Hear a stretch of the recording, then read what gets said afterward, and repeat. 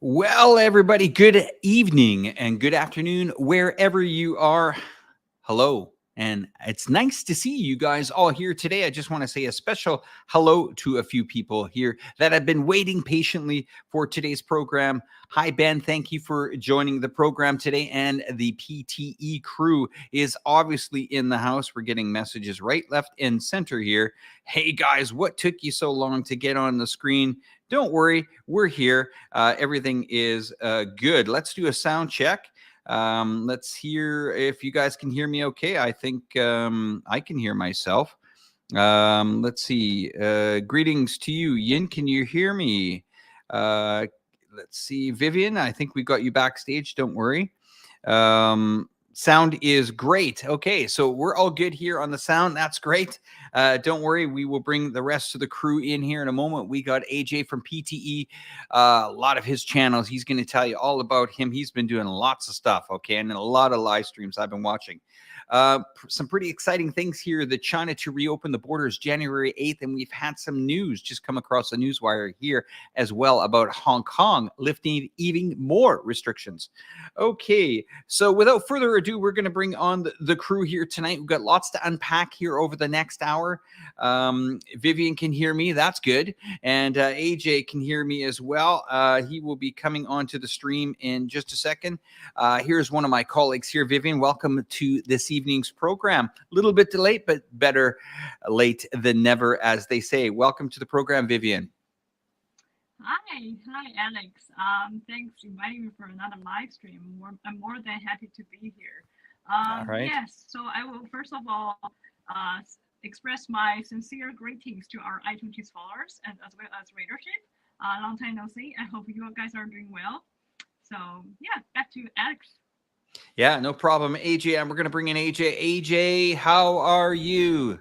Hey Alex, hey Vivian, I'm doing great. I'm doing great. I must admit, Alex, your room looks very, very cozy with that fireplace at the back. I feel like turning into a cat and snuggling up in front of that fireplace and staying there for as long as I can. Well, until after winter's over, anyway.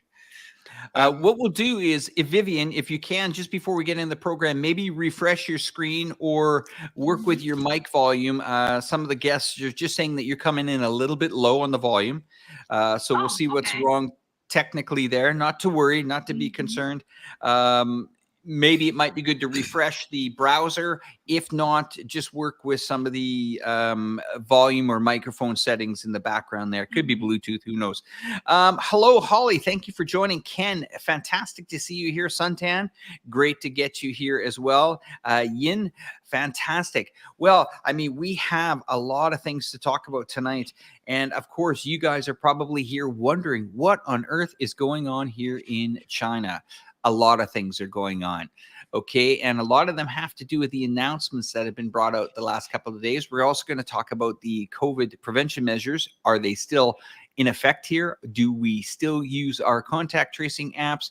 And are the clinics still open to be testing every day? Lots of stuff.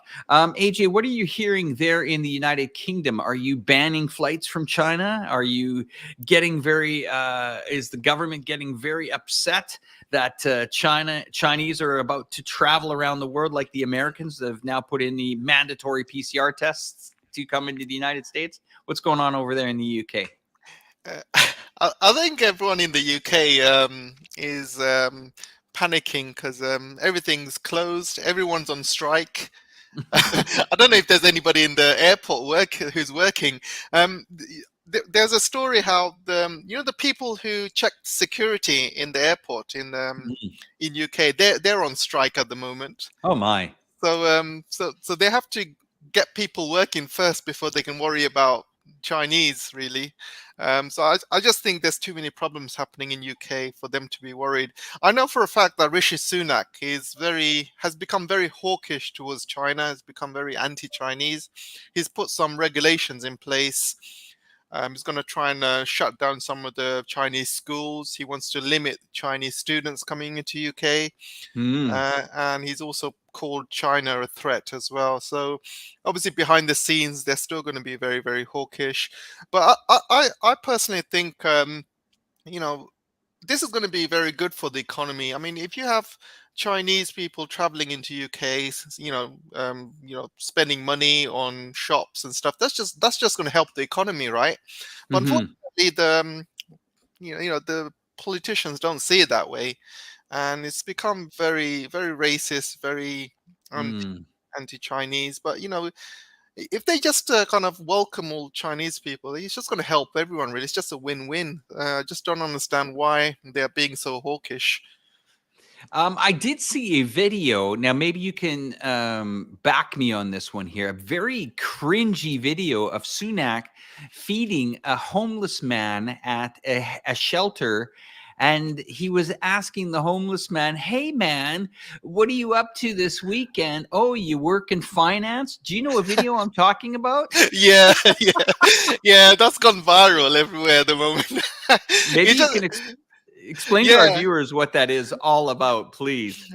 Okay. Well, the thing is, it's not just the video. It's Sunak basically doing interviews for a couple of years now, and there's another viral video where he's talking about where he's got no working class friends. All his friends are upper class, and there's another video where he says he wants to take money out of poor areas and put it in rich areas.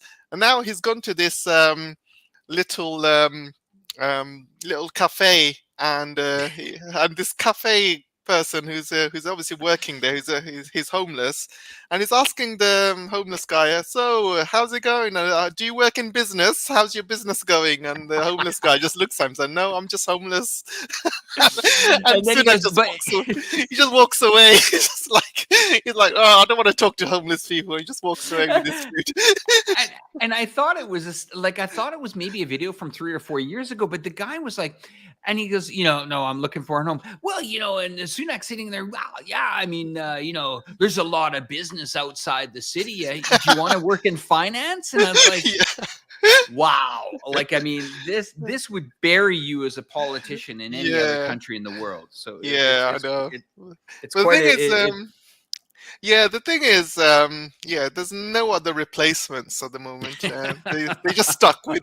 It's almost like they're stuck with him now. No, they can't do anything about it. The only other we're person is Boris, and nobody wants him back. So you've heard AJ, and I brought Vivian on tonight's program here because this is something that we did not we expected, of course, the borders to maybe open. I was thinking March. I was being a little bit enthusiastic. March, April, May, maybe June. A lot of the people here were like, yeah, maybe June 30th the borders will be open. And then we saw like a wall of change. Now, to the average person here in China, it's drastic. And I mean, very, very fast. And it's something that it caught me off guard. And I'll tell you why, because normally, if you're going to go to a shopping mall or to travel or anything like that, there's always this built-in preparation. Got to show your code, got to make sure you have the contact tracing app, got to make sure that you get a 24, 48 hour, COVID test if you want to travel anywhere. If you're working for government institutions, you got to get planning permission to leave that province. You don't want to get stuck out for, maybe a potential lockdown or COVID prevention measures in other districts or counties. And then overnight, we woke up to it all gone. It's like tearing down an entire amusement park overnight and arriving at the park the next day and it's all gone. And it's been very drastic here. Now, what caught me even off guard more was the January 8th announcement. And then Hong Kong gets in on here and they start tonight saying, okay, we're going to scrap that rule. We're going to scrap the test rule. We're going to scrap the quarantine rule. And all of this is happening not by the day, but by the hour here. And that's why I'm bringing Vivian on here, because Vivian's pretty connected on the economic front and to a lot of the business community here in one of China's largest cities here in Chongqing. I mean, Vivian, what does this do for not only Chongqing, but for China? Where are we going with this? This is fast, pretty fast stuff here. Yes, thanks, Alex. I will take it from here. So first of all, for those of people who are not familiar with with me, I'd like to do a brief introduction about what I'm doing here with iChongqing.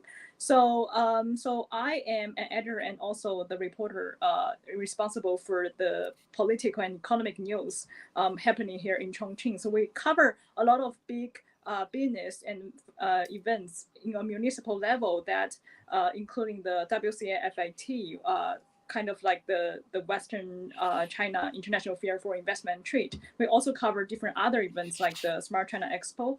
So yes, I think what's going on here is that definitely China is reopening its border, and I actually read the latest news from Xinhua say that China will cancel all nucleic acid tests for international travelers starting from January 8th, and there's no need for travelers to apply for a health code from the Chinese diplomatic and consular emissions. And that was an official statement from the website of the Ministry of Foreign Affairs.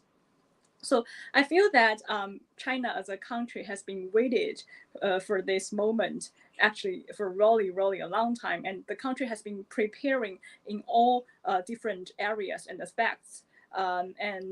First of all, China has definitely opened more sectors to foreign investment with its new catalog of industries in which foreign investment will be definitely encouraged. So the revision places special focus on two sides, especially on the manufacturing sector as well as the producer services. So Chongqing, as a lot of people know that it's kind of like the giant municipality here in Western China, and how Chongqing government responds is that they will continue optimizing the foreign investment system in order to provide foreign investors with definitely more business and trade opportunities. The first step actually Chongqing goes is to considering building a foreign headquarters economy and also kind of encourage foreign R&D centers in order to develop high quality as well as premier resources to utilizing foreign capital. So I have another news would like to share. So basically, a lot of people actually don't know that. Here's a fun fact about Chongqing. There are already a total of more than 300 Fortune 500 enterprises have already settled down in the city. So, and here's the data from last year shows that over 290 new foreign invested enterprises were established here in Chongqing, and that was an increase of 27% new enterprises from last year. And some of the well-known are Deloitte, Capital Land, Liberty Insurance, as well as some of the investment sources are coming from 40 countries and regions such as Japan, the United States, and the United Kingdom. So I wonder that I have a question for Alex. So as you have been living here in Chongqing for a while, so do you know any famous foreign enterprises that settle down here in Chongqing?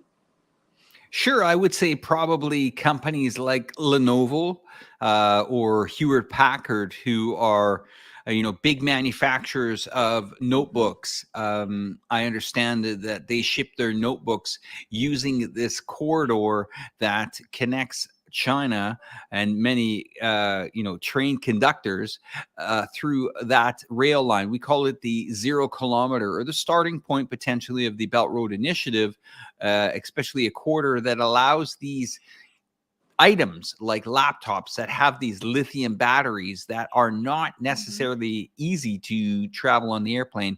They use a train that ships them all the way to ports in Europe. Something like that. That is one example that I do know of locally here of a brand that has spent a colossal amount of money on infrastructure here locally. Yeah.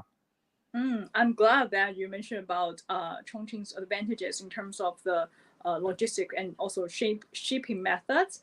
I was going to bring up a company called Maersk China, which is Maersk. also the Fortune 500 and also the logistic giant, originally headquartered in Copenhagen, Denmark, and it actually has settled down in the Raffles City, Chongqing, this June.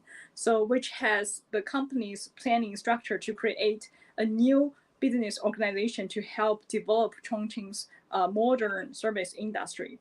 And the kind of the company's new approach is to having this new organization manage the integrated shipping supply chain in Greater China and some of the relevant services such as internal import and export documents, electronic booking, online customer services, as well as financial processing in Maersk worldwide.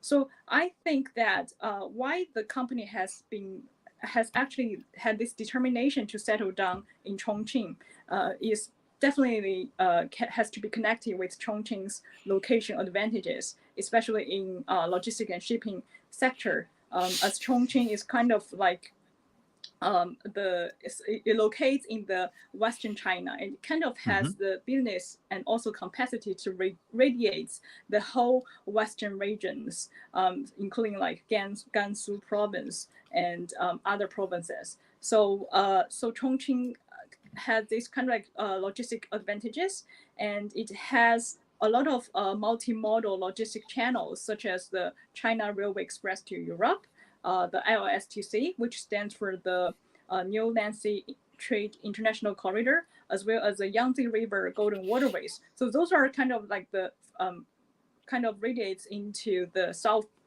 direction, north direction, as well as the eastern direction. So which are in outstanding advantages. You know, let's look at that for a moment. I'm going to go to AJ on this. I mean, AJ is a guy that really knows about these infrastructure products as well as a lot of these projects going on through China. I mean, AJ, if you were put in control of a country of 1.5 billion right now, and you were told that your borders are about to open to international travelers in the next 10 days, I mean, where would you be putting your focus on right now? Would it be tourism? Would it be on opening for business, bringing people in to start doing a lot more trade? I mean, this is kind of up your alley here. So I'm curious on where, you know, if you had the keys to the country in 10 days, what would you do with it? Well, it would all be done at the same time, really. I wouldn't really focus on any part area. Obviously, tourism would be a big thing. Business open for business as well. Making sure when it comes to tourism, making sure that there's enough hotels and you know infrastructure available, and make sure you have enough staff in the visa processing centers and things like that. Obviously, for businesses, there'll probably be expos opening up straight away, almost in the first or second week, and people can start coming in looking for business opportunities and help. I'm hearing, AJ, there's a shortage of 40,000 pilots. Yeah. I think the Chinese airline industry definitely has to catch up with the rest of the airline industry. But there's a problem at the moment, Alex. You know, most of Russian airspace, actually all of Russian airspace, is still blocked to European travelers. So what a lot of planes have to do, they have to stop over or they have to fly over Russia. So you'll find a lot of these airlines are not coming into China, or there's not enough flights, and or there'll be like a stopovers. You have to stop in Dubai or Abu Dhabi and then fly across and things like that. So I think there's still a lot of stuff that needs to be caught up. And yeah, you're 100% right. There's a shortage of pilots. There's shortage of planes even.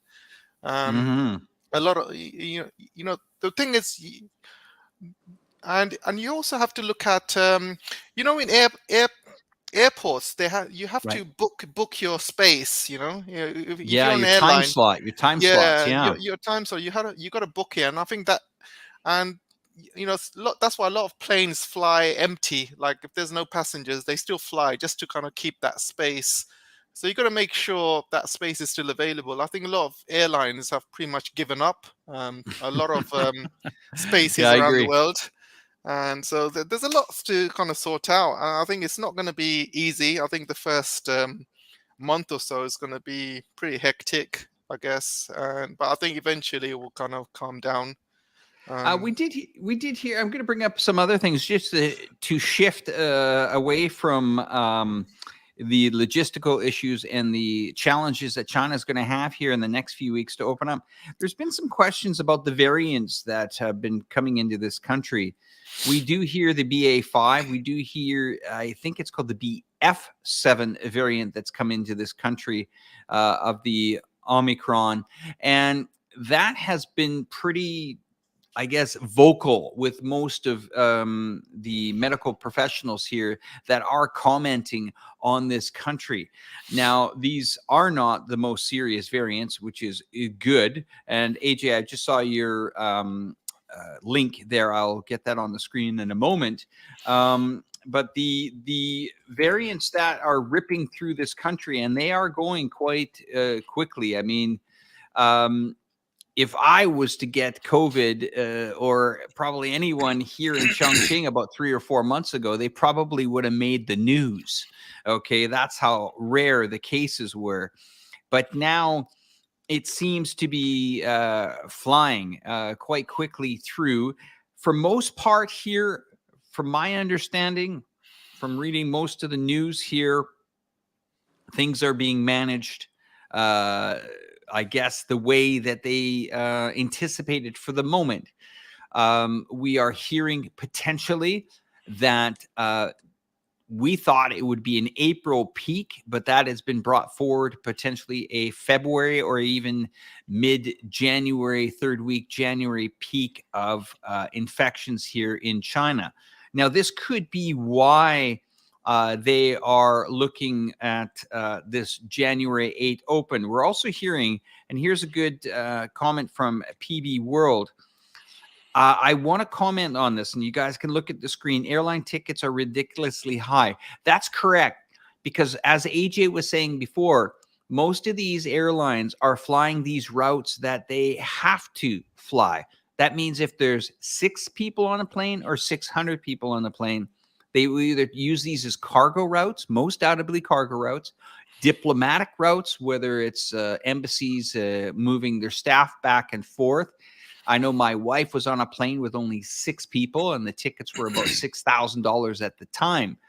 But as we open up here, as the country opens up, as these airlines, got to remember, when you have mothballed hundreds of airplanes, it's not like a car where you turn on the next day and just put the jet in the air.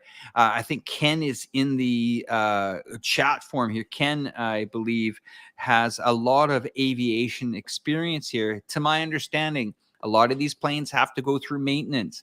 Then they have to get onto their scheduled routes. Then they have to bring the staff on. Now, you guys also got to remember, China is now experiencing a heightened amount of cases.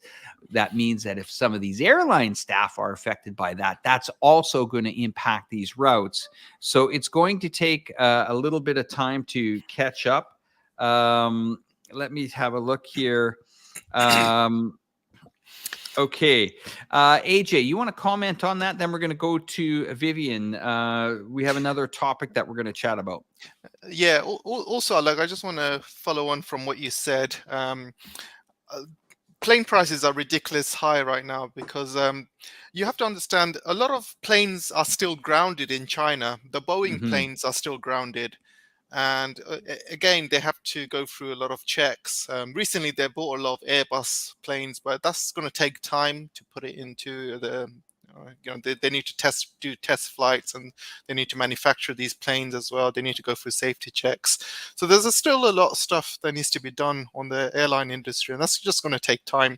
Plus, like I said, a lot of planes have to fly around Russia. So if you're going from Europe to China, for example, you have a major country in the middle, which is Russia. So you got to fly around it, and that's very, very expensive for a lot of airlines.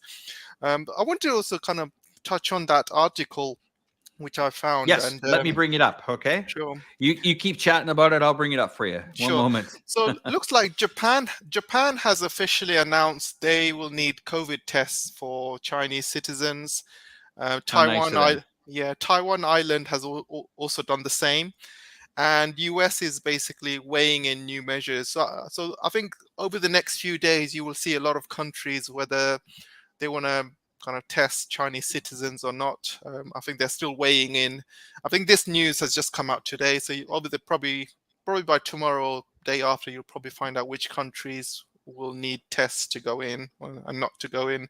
But so far, Japan, Taiwan have announced they need negative tests from Chinese citizens.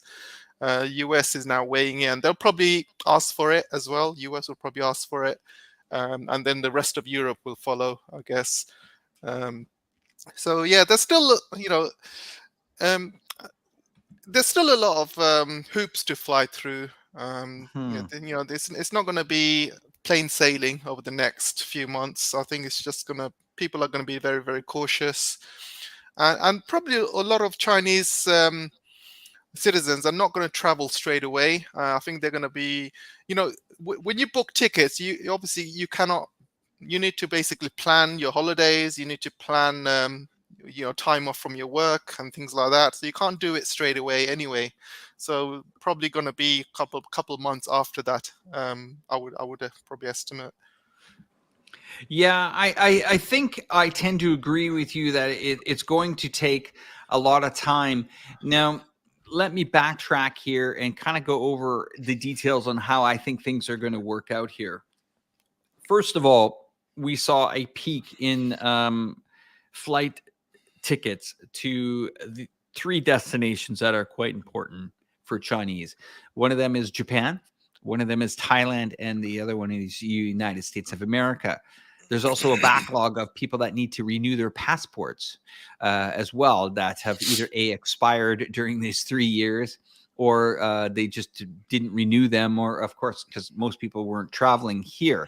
So you got to remember that is going to consist of a major backlog of administration work as well.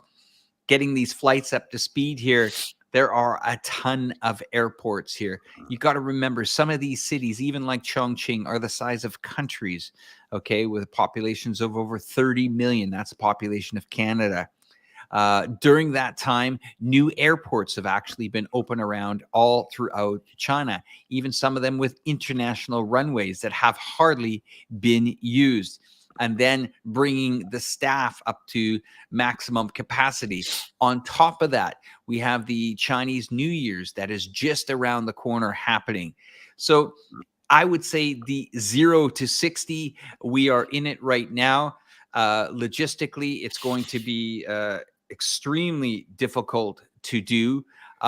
Vivian, you have some comments I think you wanted to bring out about transformation and some upgrading. Maybe you can share that with us if you have a moment. Yes. So first of all, I think you guys cover a little bit like pretty diverse on the logistics and also like the shipping and etc.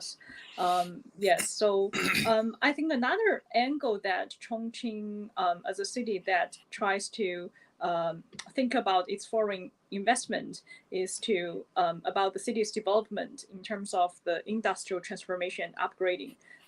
Where a lot of people know that Chongqing serves as one of the China's major industrial bases and also as one of the major manufacturing hubs dominated by a lot of heavy industrials, and it can cover like multiple categories in industrials of mechanic and electric products, textiles and garments, medicine and new materials. So for people who kind of like doubted on the Chongqing's manufacturing capacity or manufacturing efficiency, here's a fun fact. Actually, data shows that over 2/3 of the world's iPads, 50% of laptops, and 10% of smartphones are actually made here in Chongqing and Chengdu. And the global market share of the intelligent projection equipment exceeds 50%, making it one of the world's top 10 electronic information manufacturing centers. And as also that Chongqing is is marching the steps on the construction of the kind of like the ICV, we call that intelligent connected vehicles. So, and also for the smart cars. So there will be definitely more chances for Chongqing to grow its industrial level, and also for Chongqing local enterprises to get into the international market, and also for more foreign enterprises to get into the Chongqing's kind of like the local market. So it will be kind of like exchange of market shares, and there will be definitely more investment opportunities for foreign investors. And there's an example called there's a company called Amir International Group, which is also a Fortune 500 company and a high-tech industrial enterprise, which mainly deals in non-ferrous metals as well as non-metallic materials. It has settled in Yuzhong district this year, marking its official appearance of the functional headquarters covering the entire industrial chain of the group.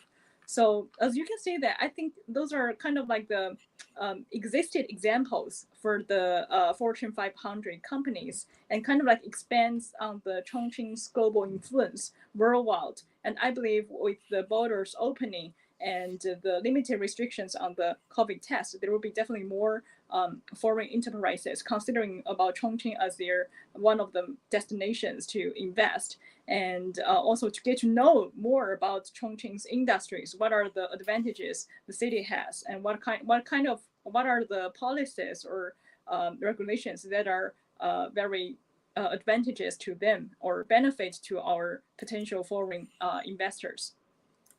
So back to you, Alex. Thanks for that, Vivian. I want to bring up something while we're on this topic, and I really want to nail this home because there's been a lot of information here on the Western media platforms. And this is to shift this conversation a little bit more back to these borders opening. As we know, AJ is in the United Kingdom. I'm sure he's been not immune to some of the headlines that have been, ricocheting back and forth on what's going on in China. It's interesting what people are recommending what's going on in China, yet there are people that live in China. Now, for people that need to quote, we'll call a Western data instead of relying on the Chinese publications, which a lot of people don't at all. But here is a company that is in Washington State in the United States, in Seattle. Now they're projecting, this is a Western projection. This is not a Chinese projection. This is a Western projection. When all is said and done, and we're hearing ridiculous news estimates of, 5,000, 10,000, 15,000 a day, 1 million people dying before the end of January. It's just absolutely outrageous, and I would say irresponsible reporting. So this publication, which I will give you the source here for it in a moment, their current projection scenario on April 1st, deaths here in China, they're estimating at 293,000. Now, I want to go over some figures that the viewers are probably not aware of. On any given day, quoted, this is quoted by the United Nations. This isn't quoted from me. I didn't come up with this number. According to the 2019 United Nations World Population, so I decided to go back and use a figure pre-COVID, the report is approximately 27,765 people die every day in China. That's pre-COVID, okay? That's daily. That works out to be about 9.8 million a year, natural deaths. On average, 49,000 new Chinese babies are born every 24 hours. So I wanted to clarify that when you're starting to see some pretty sensationalized news reports, and I'm not saying that no one's sick here and no one's dying here. I just want to bring it back in a bit to use these figures here, which I'm quoting from a very reputable source here, and I'll share the quotes. I'll share the link that you guys can read about it later in details. It goes through its estimates on daily deaths, vaccine coverage, hospital resource use, daily infections, and this is a Western publication that is quoting this. So when we see figures come out like that, it's a little bit reassuring, but also it kind of shows us that what this country has done in 3 years. Now, you're going to hear again a different approach, and I'm going to go to you in a second, AJ, to get your comment on this. China used big data. China used a COVID prevention format, and it was a policy that was put in place for 3 years.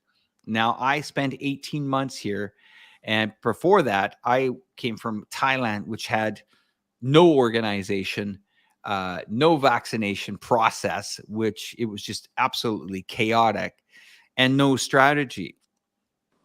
And for most part, when I was in China here, most things were open domestically. The country was open internally. Internationally, of course, it was difficult to get here and to get into the country. But for most part, things operated, not 100%. Yes, some small mom and pop companies felt it. It was very intense. But I can tell you something, that in 18 months in this city, I didn't know one person that got infected that whole entire time. Now, we had the COVID prevention measures dropped. So the Western media says, oh, why did they do that? Or they should have done that 3 years ago. If you look at the data 3 years ago, and I challenge the viewers here, please rent the movie or find it somehow. Find it called 76 Days. It's a documentary.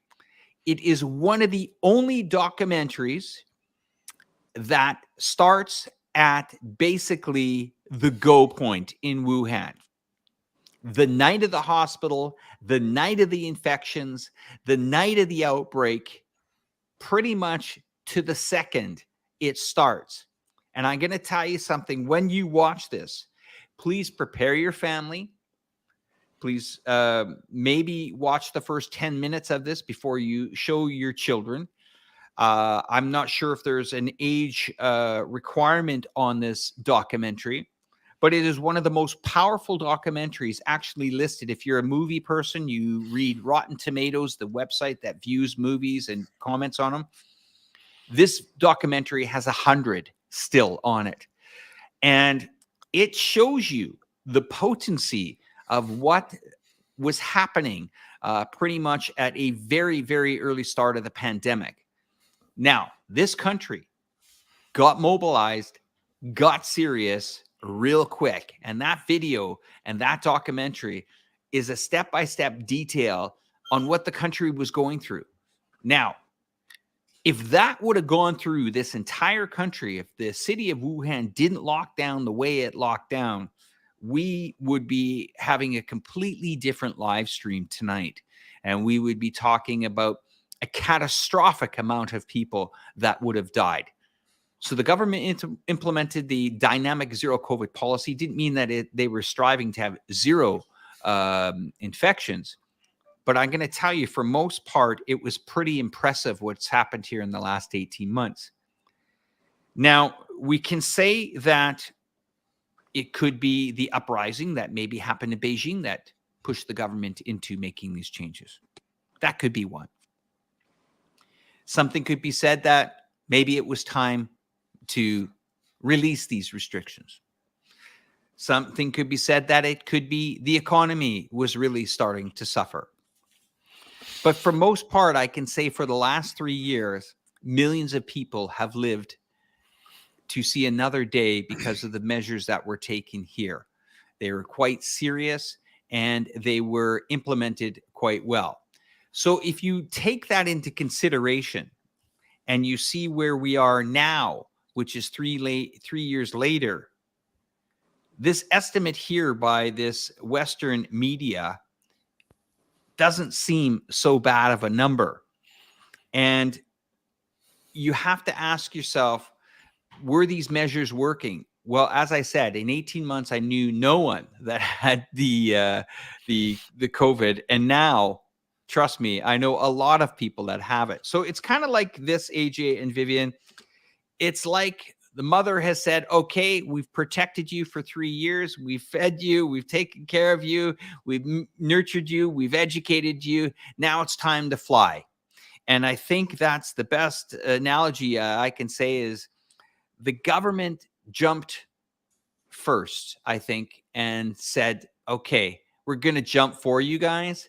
Get ready. You want it open. It's open. Please use what we've taught you in the last 3 years to try to give this as best a soft landing as we can. And that's where I'm going to go to you, AJ, and then to you, Vivian. What do you guys think this country can do here in the next 60 days to make sure that we're not going to run into something catastrophic? AJ. Okay, before I start that, I sent you another link. I don't know if you can show have a it. look. I want Sure, to let me kind grab of discuss what you've mentioned. So I'll go into your question in a bit. But I wanted to cover this this bill. Okay, let me pull it up 1 second. Is this the Parliament link you sent? Yeah, that's right. Okay. Yeah. All right, 1 second. See if I can get that open. Okay. Ooh, yeah, this looks like quite a serious web page. Okay. Okay, so let's remove that, and I will bring it up for you, AJ. Bear with me, sir. Thank you. Yeah. 1 second. Okay, so is it the this one here? Is that what we're looking at? Does that come up on the screen? Yeah, that's the one. Yeah. Okay. So recently, this is from UK, obviously, but recently from the United States, Biden passed another bill for 1.7 trillion, and as part of that bill, they have announced 500 million pound, $500 million of that to go to people that have been vaccinated and are having issues like long COVID or other problems. So the governments in the West have admitted that these vaccines have been causing issues. And this is why these bills have been created. So anyone that has got issues with these vaccines, that they are being given compensation. And obviously in the UK, this is not going to be admitted on the UK. So you're not going to find any of this in any papers, for example. I work in the government, so I know this exists, for example. And so the same thing they've done in the United States. Just a few days ago, they announced 500 million to be announced for people who are having issues with vaccinations and stuff. So it does look like there's still a lot of testing, and it seems like they've kind of released these virus COVID vaccinations and without doing proper testing and things like that. And a lot of people are having serious issues now. Excess deaths have gone over the roof in UK, in Europe as well, in United States. People are dying due to excess deaths, and it's causing a lot. People who are having long COVID, for example, they are having serious issues. They're not going back to work. There's major problems that causes with long COVID. For example, you're always tired. You're so tired you can't even go out to the local shop to get something. You are it causes that much of tiredness. So there's a lot of issues. And I also wanted to kind of say that these stories that are coming out of China saying, oh, so many people are dying of COVID. I mean, this is just the West just trying to make themselves feel better. And we all know that they love to paint negative pictures about China. And we've seen it a few months ago where they said that China's going to be collapsing. And and it didn't collapse, and everyone now suddenly everyone's quiet, not even mentioning anything about it. And these are just any stories that come out of China coming from the West, you just can't really, you just have to take it with a grain of salt. You can't believe a word that's coming out of it. And this is why I think anyone in the West who's got a little bit of common sense, a little bit of brain, is not going to believe any of that stuff coming out of the West.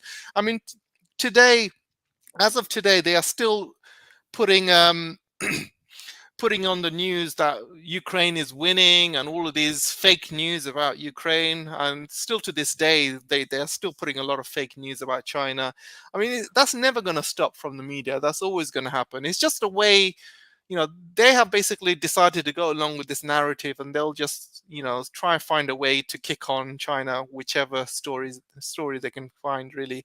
And this is going to continue. But like I said, I wouldn't really worry about it, because I don't think anyone with an ounce of common sense would believe any of these stories. I remember when COVID first started in China, and all the papers were like, "Oh, this is against human rights. Look at China, this doing a lockdown against its people. It's against human rights." Then a few months later, they started locking down every single city in Europe as well. And they don't mention anything about human rights then. So you just gotta take each story as it comes. And just every time I read a Western story now, I just roll my eyes and think, "Oh, really? Really? Is that the best you can come up with?" But yeah, what was your first question, Alex? I was gonna kind of reply back to that as well. Well, let me add to that. There were countries that actually blocked their own citizens that had passports that were born in those countries from Yeah. entering. I mean, Yeah. where Yeah. are the people from Australia? Come on, guys. You know exactly what I'm talking about here. Your Yeah. borders were slammed shut to yourselves. And I mean, viewing the behavior of the Canadian government, I went through this program yesterday when I was on with Cyrus Janison, and you see here the iChongqing, that is the publication that quoted the estimates on the Chinese deaths as of April. But I saw my own government, what they were up to during these COVID prevention measures that they took. And it's quite alarming. So let's not fool ourselves here. Most countries have stumbled and struggled during this pandemic. But like heck, you're going to tell a country of 1.5 billion what to do when they have seen 186 other countries have failed COVID policies completely. I want to ask Vivian. Vivian, Mhm. when you see headlines like this come out about your country, when you see these types of headlines, you've spent time in, I believe, Canada, studying some education over there. I mean, what does the average Chinese person think of this type of headlines that come out? You've seen stuff that's now coming out on China, massively exaggerated headlines. I mean, you're Chinese. Doesn't this get to you after a while? I just feel like perhaps they should hire more like objective journalists and writing like true stories. Because I feel like all the data or all the things you use should be based on facts and also statistics. So for headlines like that, it definitely will attract people's attention. I mean, it will catch people's eyes like right away. People will be really interested into click to the link and actually read the details. But those are not like true stories, right? So I feel like for a lot of like foreign media outlets, I just encourage that they hire more like objective journalists who are qualified, like writing true stories based on facts and statistics. So yes, So that's are all you I saying can think about. are you saying that Chinese media should hit back harder? I think so. I feel like Chinese media always adopts approach that okay, we're telling our stories. We're trying to dominate the role that we're holding our standpoint. But facing the like kind of like this biased content overseas. It's really hard to balance, and we're also trying to defend ourselves, right? So I feel that it's definitely a challenge, even for the news world, to kind of like trying to balance the stories, but as well as to having some of the counter arguments for those to attack some of the overseas media outlets, I guess. But I'm gonna continue to try go a bit deeper with this. I mean, you see some stuff that is absolutely factually just not true. I mean, what can be done on what can China do? I mean, China's a huge country. It has a massive amount of media here. I think there's a lot of media here that could hit back at a lot of this reporting that's coming out. I mean, even from from a Western standpoint, there are other major news companies, but one thing that I have noticed, a lot of the news that comes out here, some of it's a little bit dry, some of it's a bit like if they're going to quote certain statistics, they're pretty straight on most of those, and it's kind of not really a show where we have in Western countries. And I'm going to tell you, the biggest propaganda machines or some of the best promoters are the Americans. Wow, can they sell media? Yeah. I mean, go AJ, go on this. Yeah, I was going to answer. Do you mind if I answer this, Vivian? Please, yeah. In Of behalf course, of you. go ahead. I mean, initially, Alex, when I was first looking at Western media and all of these lies were coming out about China, about Xinjiang and stuff like that, I was getting very, very angry. But I couldn't understand why, channels like CGTN were never ever very vocal about the lies that were coming out of the West. And every time I look at CGTN, they always have a very nice. Always have nice things to say about US.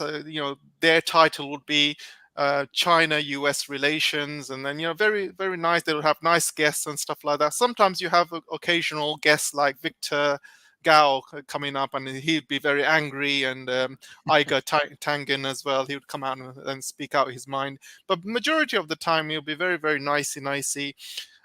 Global Times would probably be probably I've seen the most vocal out of all of the Chinese media.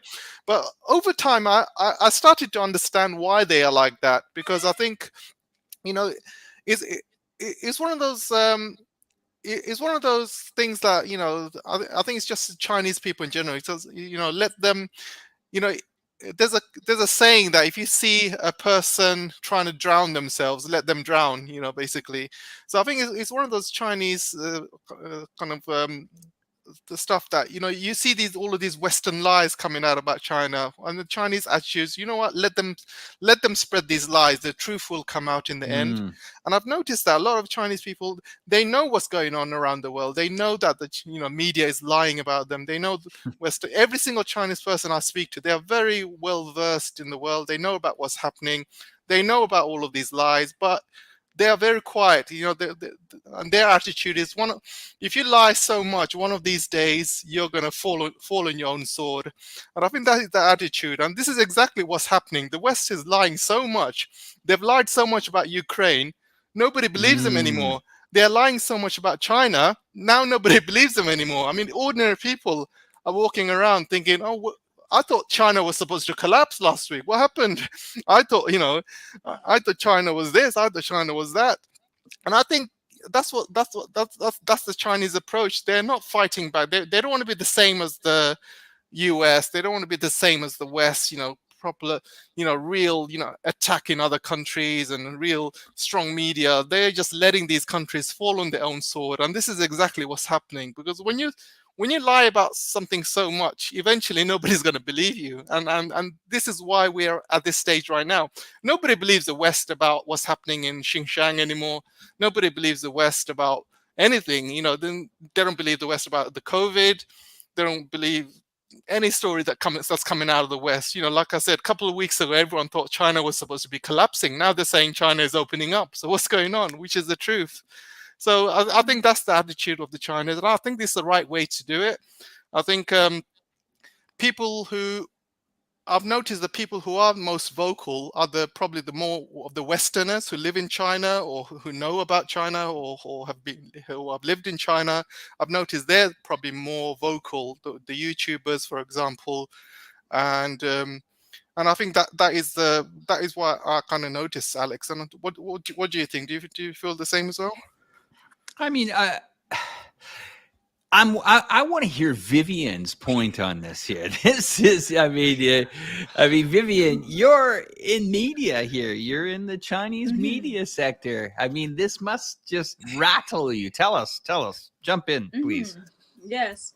I feel like I think all the ideologies that China has to be related to its historical standpoint, and also like China is a big country, right? So I feel that China is always like trying to be very like opening up, like trying to be very like open mind. Like also for a lot of Chinese people I met, they're really open minded. So so a lot of China is always trying to send out the messages that, okay, so if you don't trust Chinese media or Chinese media outlets, why don't you actually come to China and see the country yourself? So, and that's why I think as the borders actually opening up, there will be more chances for a lot of overseas tourists to come to China and actually to witness everything and experience everything themselves. And like I have a lot of friends, like international friends, actually travel to China, and they always have kind of like they're kind of updated their impressions about the country, and also get to know a lot of details about the countries in different areas, like industries or like culture and tourism. And they always have really positive responses. So I feel like also in Chongqing that there are also already international services that are really qualified, already set up for inviting or to attracting more foreigners to considering live in Chongqing or considering to work in Chongqing. As we see that this 3-year COVID-19 pandemic has had substantial negative impacts on world trade and global industrial and supply chains, and also causing many countries to face possible recession. So I think there will be definitely more opportunities for foreigners to come to Chongqing or come to visit in China. So I would like to add some points about foreign investors in China who can benefit from optimized international educational services as well as foreign medical services by improving some of the their living standards overall. First of all, access to international education is a significant selling point for overseas talent, and especially access for their children to continuing their education uninterrupted, and a network of expats already in the same area can have a massive difference for professionals looking to relocate to Chongqing. And I knew one particular school actually just near. It's not very far from my home. It's probably like 30 minutes drive. So it's a kind of a school called Yongchun International School, also known as the YCIS. In Chongqing, which offers a high-quality international curriculum that guarantees students aged 3 to 18 are well equipped to attend local Chinese universities or go overseas to study at other international universities. And that's for international education aspect. And for some of the medical services, like I mentioned before, the Sino-Singapore Cancer Center, which is also a strategic collaboration between the TOCMEC group in Singapore and the People's Hospital of Yongchuan District in Chongqing. And this kind of international medical institution can also offer a more humanized, high quality and hotel style international medical services, especially in the cancer treatment medical services, as well as cancer rehabilitation to both local and international talents here living in Chongqing. So as we can say that there are already like a lot of qualified resources that are already here to attract our foreign foreign investors as well as foreign talents to considering actually to move in China and to experience the city overall, and also overall, I think this is going to be a booming trend, and especially considering about the job market overall worldwide. And I think China for sure will have opportunities to attract more people to get into the border. Now, I mean, do we anticipate when these borders open? I know you talked about education. You talked about, being the quality of healthcare. I mean, are these enough? Do you feel? And maybe AJ, you can also jump in here. We are seeing a lot of these Western countries go under the cutting. And what I mean by that is that you're going to see healthcare budgets being slashed, I think, in Canada coming up very soon. We're also seeing that in the United Kingdom with the nurses. There doesn't seem to be any budging on these strikes, which is usually something you don't want to be hitting the headlines, especially as politicians. But they seem to be allowing this and saying, all right, if you want to strike, strike. Can China position itself to attract, the international person to finally say, you know what? I've really had it with hyperinflation. I've really had it with high taxes. I've really had it with poor education and poor healthcare. I mean, AJ, is the average person in the United Kingdom now, are they at that point where they're questioning, do they want to, heat or eat? I mean, these are extremely, intense positions to be in. I mean, I'm Yes. talking to relatives in my country that are saying, hey, man, things are getting pretty tough here. I Hey, mean, AJ, share yes, it with yes. us. I can answer that. I'm glad you asked me that question, actually, and I'm going to tell you a story. And I have a couple of niece and nephews, and obviously I was spending some time with them. And my nephew, who's about 15, he's got TikTok. And I've got TikTok as well. Every now and then, when you browse through TikTok, a picture or a video comes out about China. So, something nice about China, maybe one of those glass mountain walkways that China Bridges, yeah. has. Yeah, those mountains or some of the cities. So this is one of the marketing stuff that TikTok does, which the West doesn't like. They basically, when you browse through like 10 pictures or 10 videos, then suddenly some advertisement comes out about China. So this is some great stuff that TikTok is doing.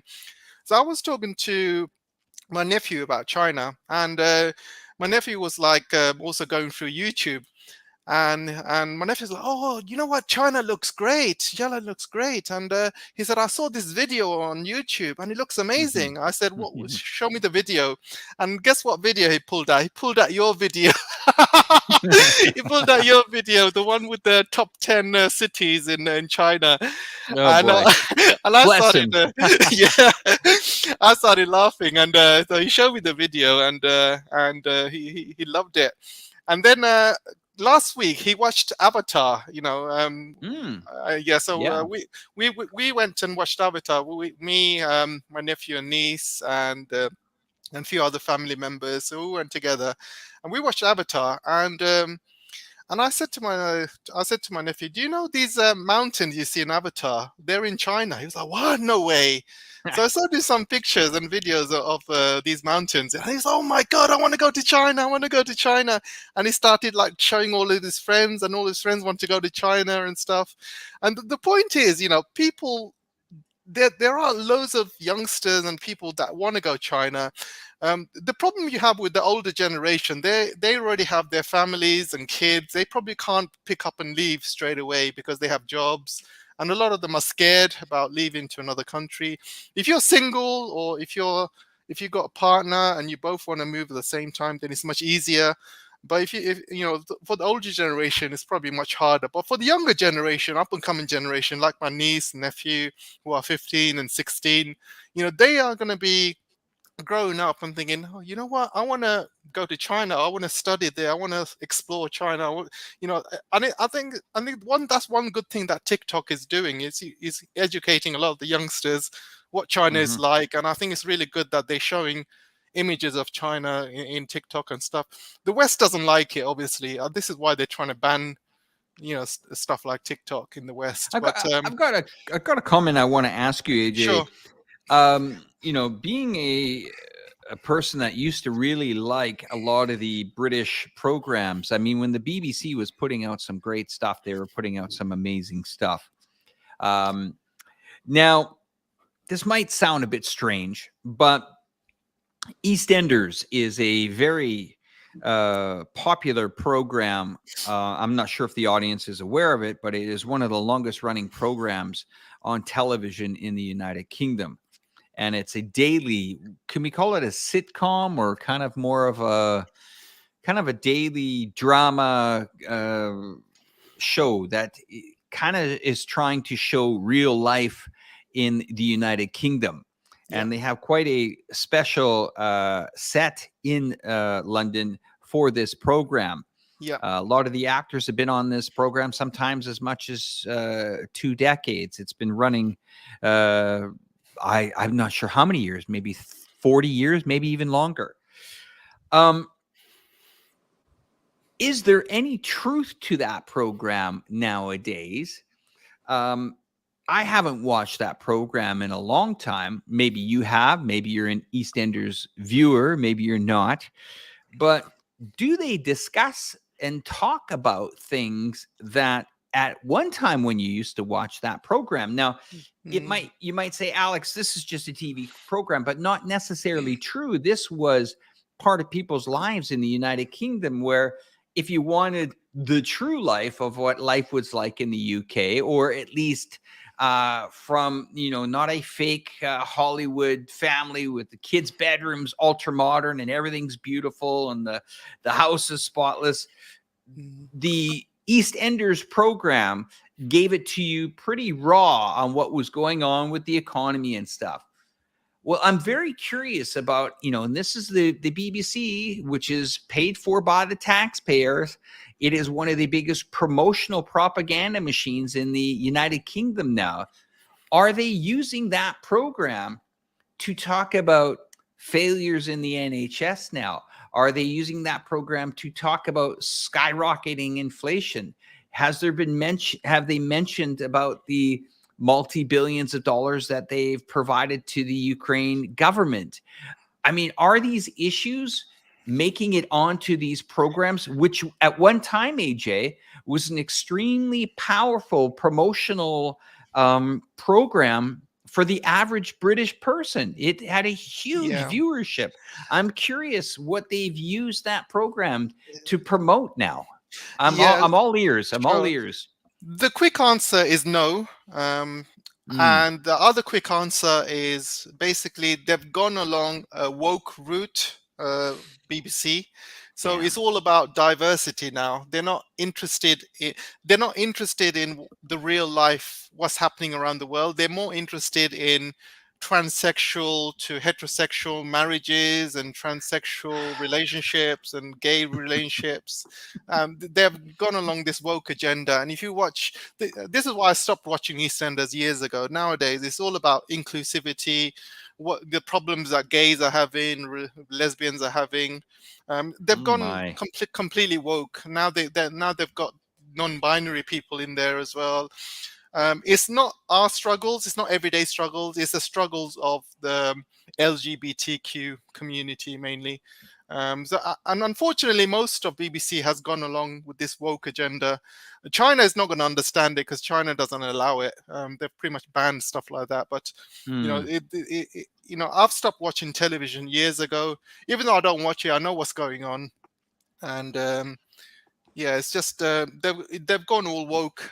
Nothing to do about what's happening in real life. It's all about the problems that the minorities are having, and I'm talking about the LGBTQ community and non-binaries and stuff. Yeah, I mean, this is, and I wanted to bring it up because EastEnders, I'm not sure, again, if the viewers are aware, but this was one massive propaganda Yep. program that was brought on, and it was cherished by the BBC, Yep. and it used to help actually either change the mindset, or let's say there was a issue with society, maybe Yep. knife crime, maybe neighborhood watch or whatever. Yeah, it used to be like that. They would lightly sprinkle it into the program. You would kind of see, there's a little bit of a message there, but that's okay. It's, they're using it to maybe help society, or help I'll give you an example. You would see an old lady in a grocery store, and then it would show a young kid helping her pack her groceries. That's the type of stuff it has. But now I'm just curious, with so many things that are really impacting people's lives here. I mean, I've seen some programs, and they are devastating to see that there's 185,000 court-approved bailiffs to go in and allow people, or allow the electricity company to come into your house without your permission, to change your electricity reader if you haven't paid on time to a pay-as-you-go. 185,000 applications in the courts for approval just in the UK. I mean, this is crazy on what is going on in this country. I mean, the beloved UK, don't get me wrong, I think it's an amazing country. But boy, oh boy, AJ, they are really putting people to the wall in that country, whether it's skyrocketing electricity bills. They used to pride themselves on cheap groceries. That's gone. And now you have a society that must accept the government's, hey, let's shut the nurses down, but let's fund Ukraine. Where are the priorities? Where have they gone? Yeah, it's all gone. It's all about the headlines that are coming out nowadays is the first gay kiss in a British soap. These are the kind of headlines you get in EastEnders. I'm not joking as well. I'm not kidding. I've sent you a couple of links as well. Vivian, Vivian, you have a link that I can't seem to open, but you would like to discuss it. Do you want to talk about it? Yes, because I was just inspired by AJ's who just said about the avatars and how some of the Chinese mountains were like showing up from the film. So yes, this I would like to talk about. Here's actually our art exhibition coming up here in Chongqing, which is the Salvador Dali's artwork. When's that happening? It's actually happening these days. Actually, it's starting from the February, starting from the end of the December, which is these days, but it will last until the middle of February. So yes, I kind of like amaze me about how kind of this culture and tourism things can be like can be kind of like connected to the world and connected to the world between the world and China itself. So this Salvador Dali's artwork, the resonant poet who wrote the Divine Comedy, was recently brought to a local museum here in Chongqing. Because as Chongqing is fully developing its culture and tourism, and there are a lot of like tourist attractions, so there will be more events like that. I think will be more in the future as the border is opening up. So of course there will be European works that will be brought to China and Asian works that will be brought to the West. And I think that cultural exchange is very important because it kind of like let extraordinary arts and art forms to get into people's life, and people also will kind of know about what's happening like out there outside of the country, but also what's happening here inside the China. So I feel like this kind of events is definitely a good way to stimulate the relationship between China and the world. And I believe there will be like more events, and also I'm confident that through our work and all kind of like industry connections or like foreign investment, trade activities or events, I think probably in the future there will be less misunderstandings, but like more kind of like cohesion on the common topics or common like understanding based on certain subjects. I got a question for you, Vivian. You've lived in China most of your life. Since we're talking about art and culture and things to do, conventions and stuff like that, maybe you can add a comment here. When this country opens up, a lot of its 1.5 billion people want to be entertained. Now, a lot of them like boy bands and K-pop and a lot of these musical talents that travel around the world. We have a brand new stadium that just opened, the 60,000 seater stadium that's opened here in Chongqing. Many other stadiums throughout China. There is over 662 cities in this country. Prior to this country closing down, was there a big market for entertainers to come into this country and do a tour? I mean, I know if you told me Bryan Adams was coming into this country, I would line up to get a ticket. But is this something that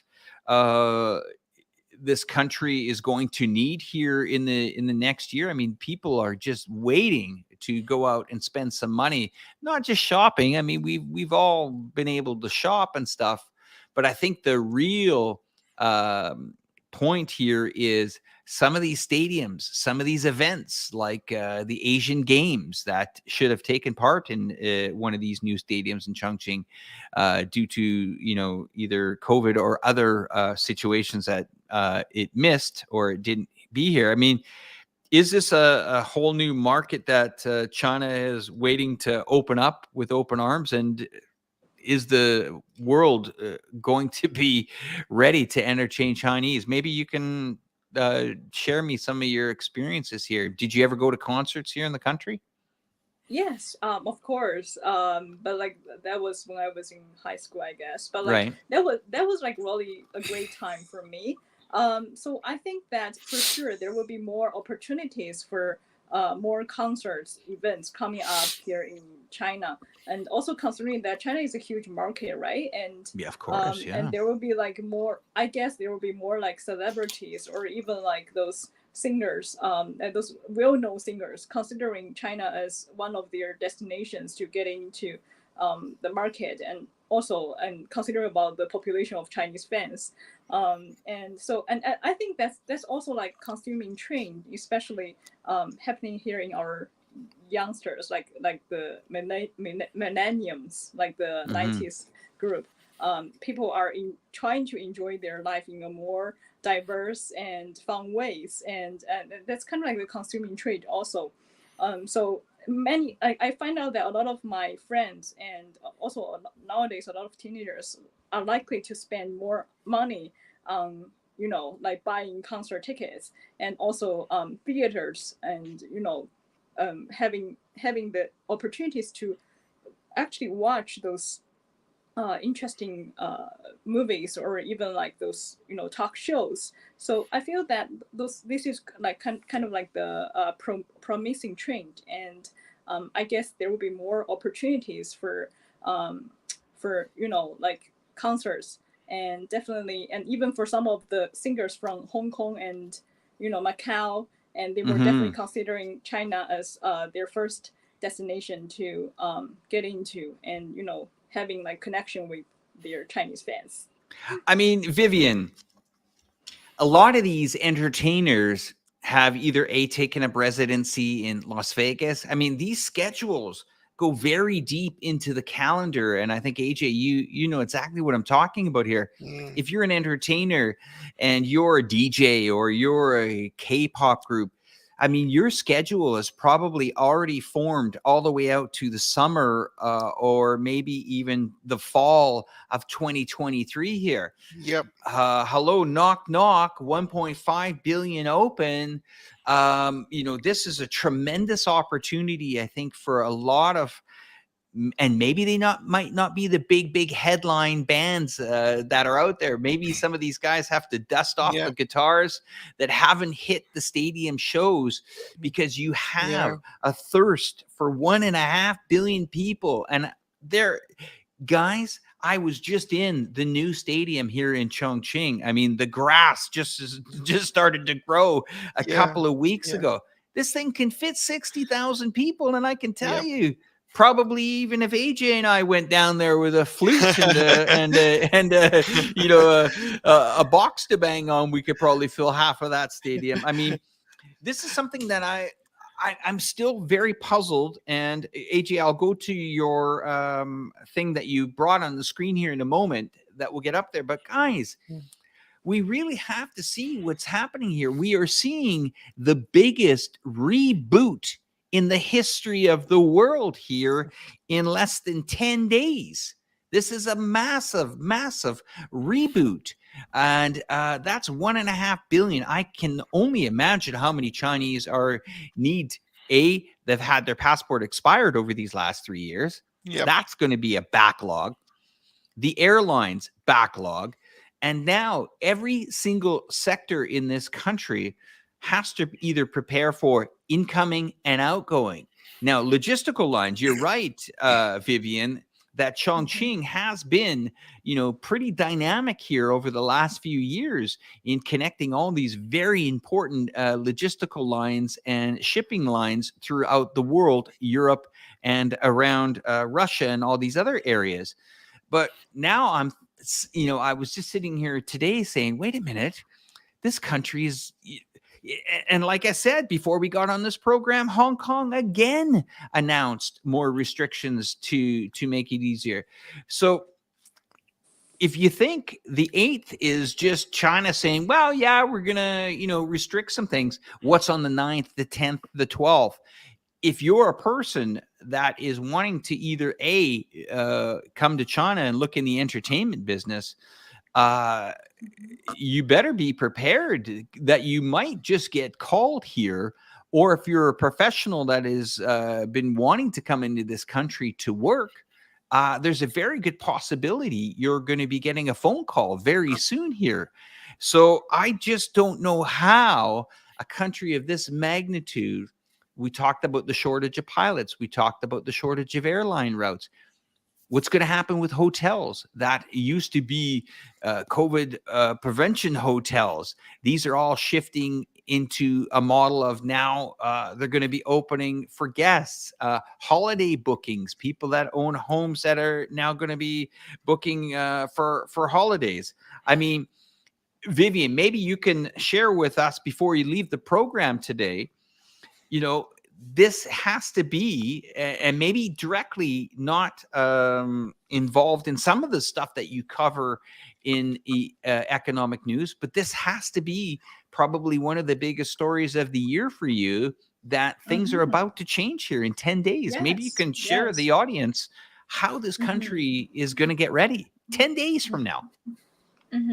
Yes, for sure.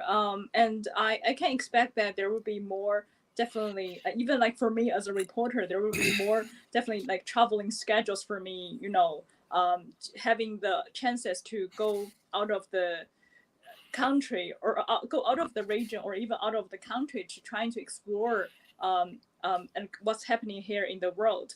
And I feel like China is always ready and for not only, as Alex said, not only about the political and economic sides, also about the culture and tourism and everything else. And China is definitely a huge market for all foreign investors who are looking to, more foreign investment development. And I'm sure that the policies are set up here for to attract foreigners, and there will be including like financial incentives as well as the service assistance.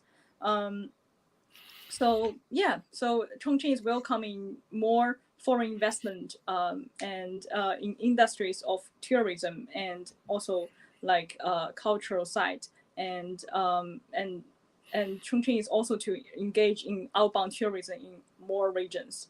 So I think that's all I can think for now. But like, if you would like to know more about what's happening in Chongqing and kind of like the latest news in Chongqing, please stay tuned to iChongqing's channel because we're going to bring you the interesting stories and also different angles of stories like every day, and just to keep you informed and hopefully to having more expats or foreign residents to considering actually visiting Chongqing or considering living in Chongqing for a specific industry or the area of interest. Well, thanks for that, Vivian. And also, I've put a quote up on the screen here by Jerry's take on China. Vivian and I had the pleasure to meet Jerry back in the summertime there with his wife, and we enjoyed some hot pot with Catherine together.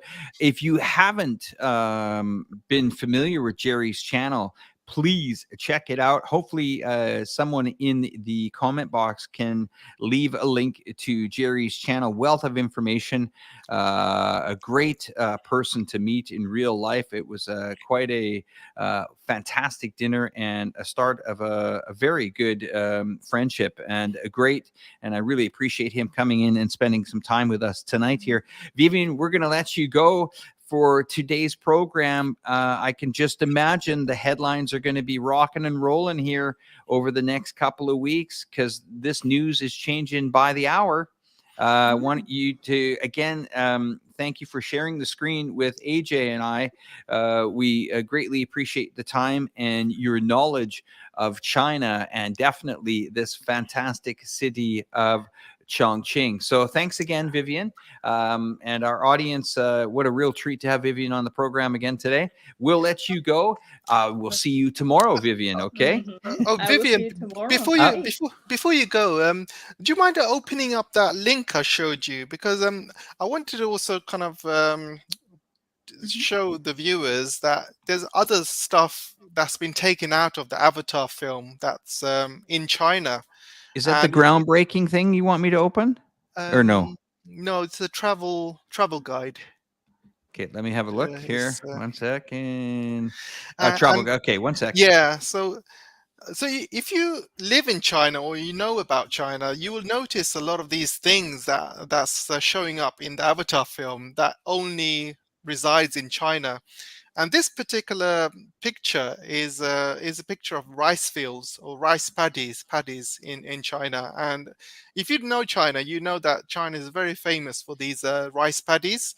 And when I went to China, I definitely visited some in the Yunnan province, and they these ones, and there's a part, if you watch the film in Avatar 2, I'm talking about, if you watch the film, you will notice there's a part where they fly over these rice paddies, and anyone that knows China will know that they have definitely taken that from China. And so that's what I wanted to kind of talk about, really. But basically, they take influences from China, a lot of influences, like the mountains, like these rice paddies, and many other influences you'll see in the film taken directly from China. But they're not going to mention it's China. They're not going to say, this is we took this inspiration from China. But I just wanted to kind of share that. Well, okay, Vivian, thanks very much for coming on to the program. We know you got to run, but thank you, AJ, and I will close it down from here. No problem. Always a pleasure to have you on the program, Vivian. Thanks, you have Vivian. yourself a great night, okay? Okay, thanks. And Take care. I definitely encourage AJ to come to visit China. And I also in Chongqing, I can be your tour guide. Okay, no problem. I'd love to. I'm looking forward to it. All right. Thanks, Vivian. Okay. You take care. We'll see you tomorrow. Thank you. All right. Thanks. See you tomorrow. You're welcome. Bye. Bye. So, I mean, AJ, let's chat about, okay, you made an interesting point here about they don't normally mention them in the movies. There's an actual...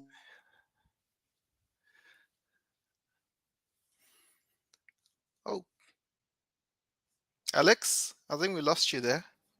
Yeah, I'm back. Oh, you're back. There was a park that allowed film crews, a Western film crew, to come in here, and they wanted that mentioned in the film, and the Hollywood production didn't mention them in the film, which is pretty damn insulting. But I know exactly what you're talking about. It's very crazy. Let's bring up this other article. Vivian's left the program.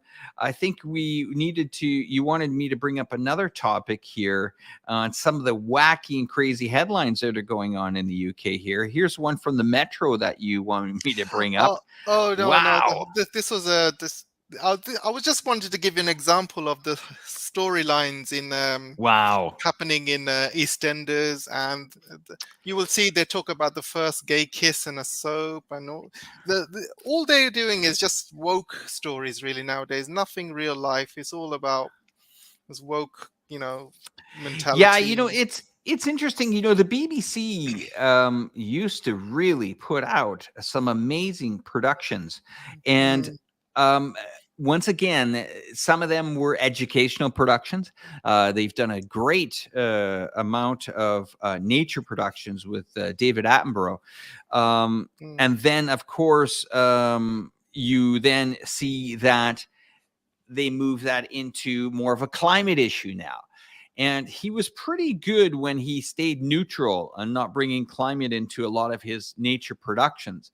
But in the last 2 or 3 productions, you could see that there was a push. I don't know whether he was comfortable or not reporting on it, but there was a very, very big push away from the focus of the animals and more on what's going on with the climate.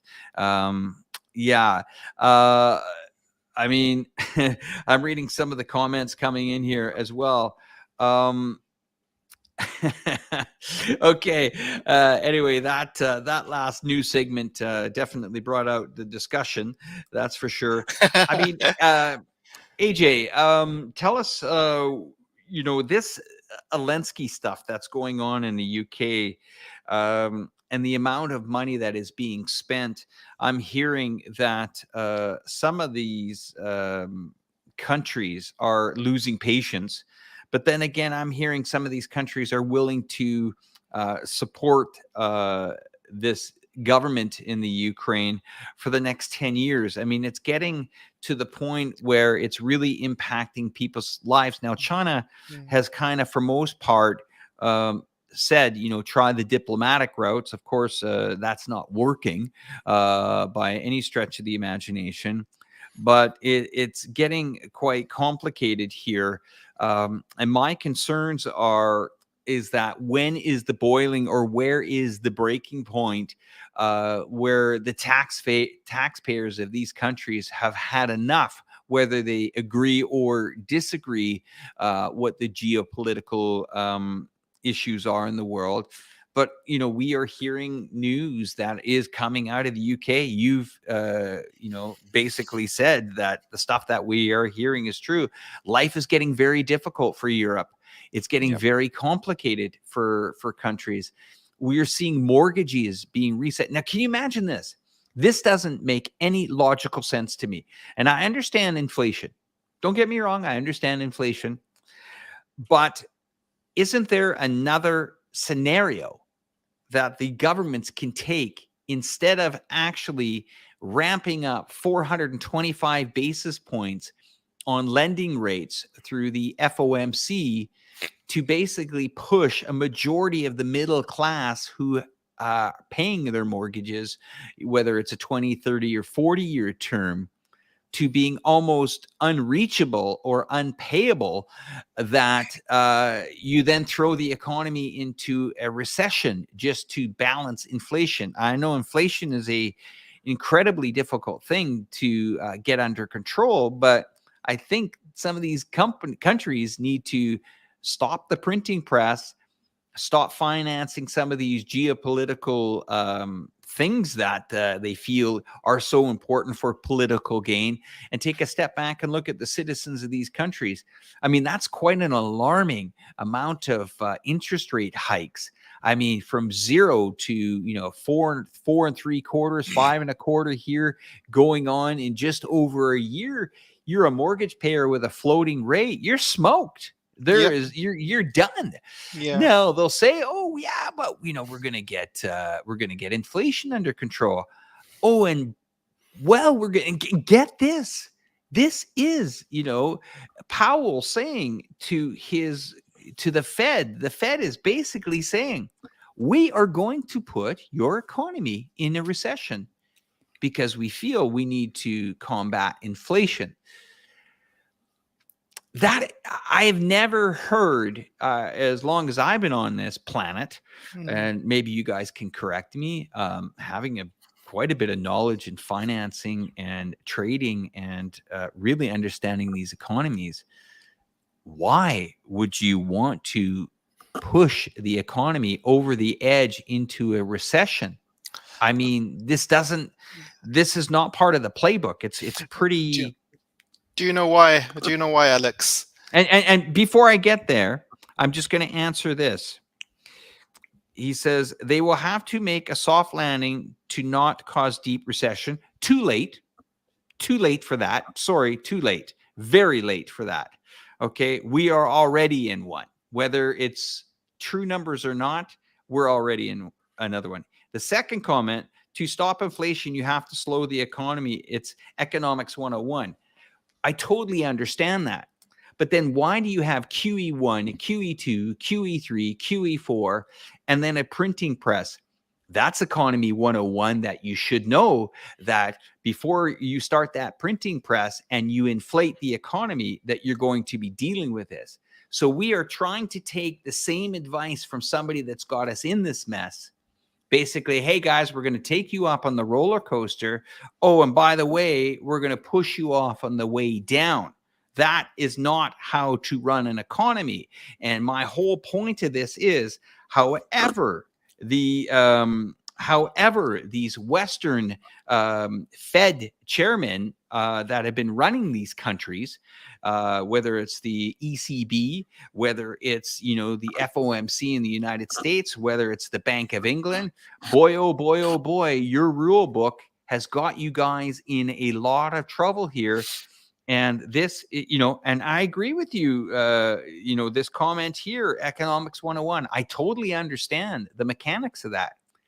But you cannot raise interest rates, 450 to 500 basis points in just over one calendar year and then say, well, we're going to slow down the economy. No, no, no, no, no. This is going to be catastrophic. I think that if some people want to know where this economy is going, listen to Peter Schiff. He has nailed the housing market drop off in 2008. And you got to remember, a lot of people's wealth is in the real estate market.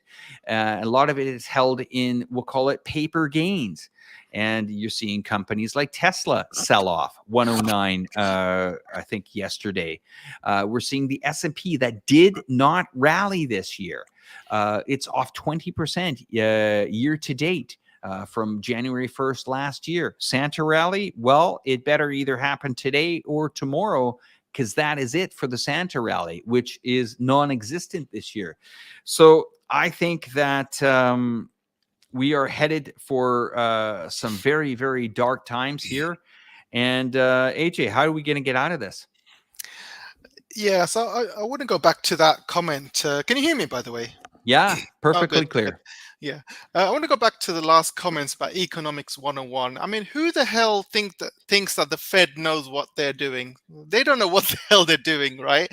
I mean, you have Mr. Powell coming out and saying, "Oh, don't worry, inflation is only transitory; it will go away." And this was his words coming out of his mouth, and that now they're scrambling around trying to increase interest rates to try and control inflation. They don't even know what's causing the inflation. I mean, obviously you have the money printing, but what about all of the gas prices and the oil prices rising throughout the world and supply chain problems? What about all of the tech wars that they're having with China? What about the sanction war they're having with Russia? That's obviously going to affect the inflation as well. So people who think that they can control the inflation by increasing interest rates, all they are doing is destroying their economy, and they are not looking at addressing the actual cause of inflation. Obviously money print, there's still money printing to this day, by the way. I mean, that's never going to course. stop. That's never going to stop. And what about all of 1.7 trillion last week. what about these sanctions that's backfired against them? What about all these gas and all? Now that China's opened up, now you're going to see oil prices going to be shooting up. And now all the cost of goods are going to be shooting up. What they're going to do, increase interest rates even more to control that? That's not going to work, is it? I mean, people who think they can control inflation by increasing interest rates, it's just never going to work. Plus, Economics 101 says you have to increase your interest rates to the percentage of the inflation. So if your inflation is 20%, you're gonna have to increase your interest rates to 20%. So are you gonna carry on? Are you gonna carry on increasing your interest rates into infinities? It's just impossible. So now there's another point I Yeah. want to add to that, and since we're on this interest rate train here and this inflation train here, do you really think the government actually cares about getting these interest rates? Pardon me, this inflation rate under control? This is actually a hidden tax when you think about it. Yeah, If yeah. you inflate something by 10, 20, 30, 40%, maybe the price of food, maybe the price of imports for, I don't know, textiles, maybe for car parts, maybe for service charges. When you inflate that, you're also inflating the taxes. The taxes collected on let's say for every $100, if it's provincial sales tax, whether it's federal sales tax. In Canada, you have the goods and services tax, the luxury tax, provincial sales tax, and all these taxes.